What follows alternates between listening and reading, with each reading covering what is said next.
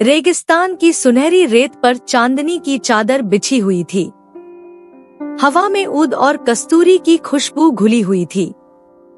उसी विशाल मरुस्थल में एक छोटा सा कबीला बसा हुआ था, जहां एक युवा राजकुमारी अपने पिता सुल्तान के राज्य में खुशहाल जीवन बिता रही थी। लेकिन उस रात कुछ खास था, क्योंकि आकाश के तारे सामान्य से अधिक चमक रहे थे और हवा में एक रहस्यमयी सरगोशी सुनाई दे रही थी। उसे बचपन से ही कहानियां सुनने का शौक था, खासकर जादुई किस्से।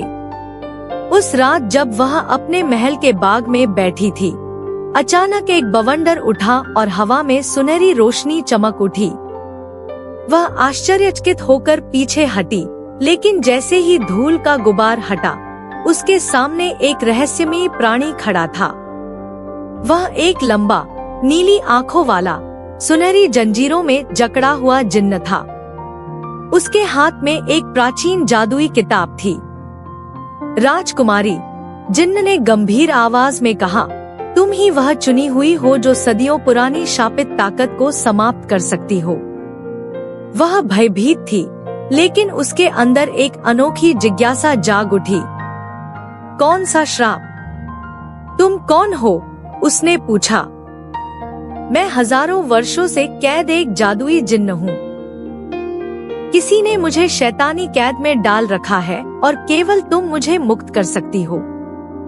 लेकिन यह आसान नहीं होगा।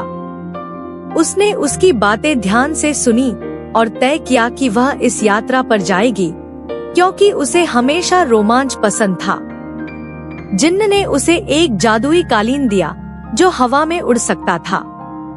वे दोनों रेगिस्तान पार कर एक प्राचीन घाटी में पहुँचे, जहाँ छायाओं में छिपी रहस्यमयी प्राणियां इंतजार कर रही थी।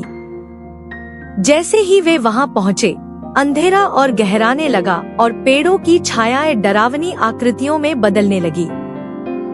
यह जादुई घाटी है। इसमें प्रवेश करना आसान है, लेकिन बाहर निकलना बेहद कठिन, जिन्न ने चेतावनी दी। अचानक एक गूंजता हुआ अट्टहास सुनाई दिया और सामने एक चमकती आंखों वाली डरावनी जादूगरनी प्रकट हुई। उसके साथ एक दिव्य परी भी थी, जो एक जादुई किताब की रक्षा कर रही थी। तो यही वह राजकुमारी है जो श्राप को समाप्त करने आई है, जादूगरनी ने व्यंग्यात्मक स्वर में कहा। क्या तुम्हें लगता है कि तुम मुझे हरा सकती हो? उसने अपनी काली जादुई शक्ति से धरती को हिलाया और चारों ओर पत्थर के दैत्य प्रकट हो गए। लेकिन तभी परी बोली, हे साहसी राजकुमारी, यह किताब मेरे पास है। अगर तुम इसके पृष्ठों को पढ़ सको तो तुम्हें एक ऐसी शक्ति प्राप्त होगी जो इस श्राप को समाप्त कर सकती है। वह निडर रही और जिन्न की सहायता से प्राचीन जादुई किताब में लिखे मंत्रों का उच्चारण किया। जैसे ही उसने मंत्र पूरा किया, एक अद्भुत प्रकाश निकला और पत्थर के दैत्य पिघलने लगे। जादूगरनी ने चीख मारी और अपने आप को बचाने के लिए जादू का प्रयोग करने की कोशिश की, लेकिन देर हो चुकी थी।